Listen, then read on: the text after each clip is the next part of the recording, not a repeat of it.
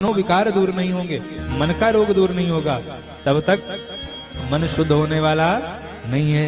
मन भगवान में लगे तो बंधन, मन भगवान में लगे तो मोक्ष, और संसार में लगे तो बंधन।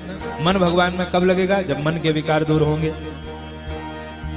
सुनहु तात अब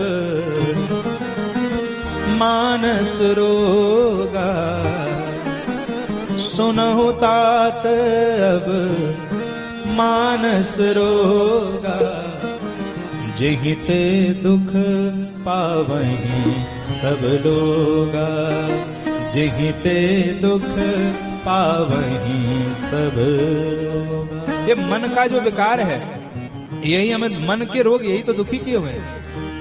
काम बात कप लोभ अपारा, काम बात कप लोभ अपारा, क्रोध पित्त नित छाती जारा।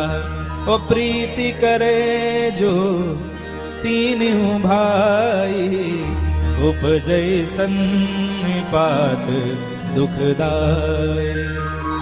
इस प्रकार ये जो मानस रोग हैं, काम क्रोध मद लोभ ममता मोह, इन सबका जो कारण है वो है माया, माया से मोह। इसलिए कहा मोह सकल व्याधिन कर मूला। और ये मोह का कारण क्या है? माया मोह निराशश्च वैष्णवे क्रियते कथम। भागवत जी के महात्मा में ही पूछा है, माया और मोह का निराश कैसे होगा? तो माया पहले है, मोह बाद में है। माया से मोह का और मोह से समस्त विकारों का जन्म होता है। ये सब विकार कैसे दूर होंगे?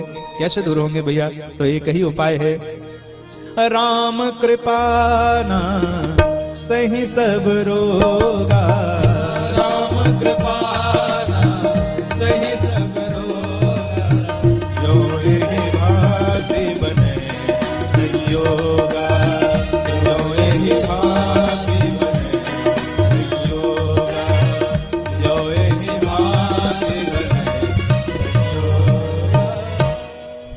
राम की कृपा से, भगवान की कृपा से ही सारे विकार दूर होते हैं। हम कितना ही पुरुषार्थ कर लें, अगर भगवान की कृपा न हो तो विकार कैसे दूर होंगे? भगवान की कृपा भी हो तब जाकर के मन हमारा शुद्ध होता है, और जब मन शुद्ध हो जाता है, शुद्ध मन में परमात्मा का वास होता है, और वो ही मन हमारे मोक्ष का कारण बन जाता है। तो ये विकार कैसे दूर होंगे? ये विकार दूर होते हैं सद्गुरु के वचनों को मानने से।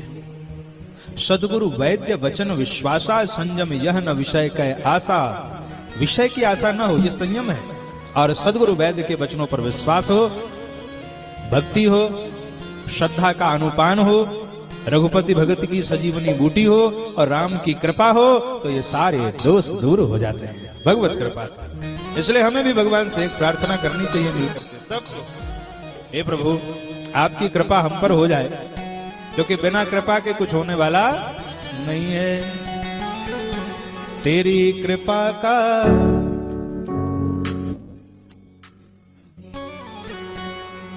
बोलिए भक्तवत्सल भगवान की। तेरी कृपा का क्या है भरोसा, कब किस पर हो जाए, जरा सी हम पर कर दो, जरा सी हम पर कर दो।